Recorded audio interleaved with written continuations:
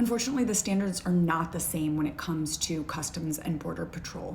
I'm Eliza Orlins, a career public defender for the last 13 years here in Manhattan. Generally, customs officials are able to stop you at the border even if there's no reasonable suspicion that you were doing anything wrong or that you have any contraband in your bags, and they can still search your bags. The government believes that this extends to searches of electronic devices, such as your laptop or personal cell phones.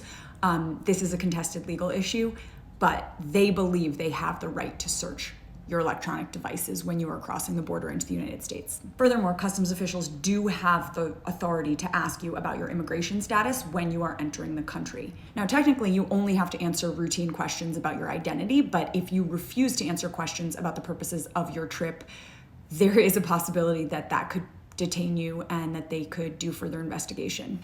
And if you are a non-citizen visitor or visa holder, you can be denied entry into the United States for failure to or refusing to answer customs officials' questions. Also, any visitors to the United States are required to provide their fingerprints in order to gain entry to this country.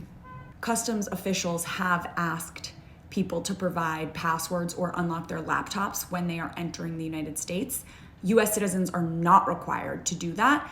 However, you may get detained and subjected to additional questioning if you refuse. The same should be said for lawful permanent residents, i.e. green card holders, but that doesn't always happen. And as to those who are entering on visas or who are just tourists here, you can absolutely be denied entry, and there's no way to rectify that, sadly. As a reminder, officers should never be selecting you for a personal search based on religion, race, gender identity, national origin, etc.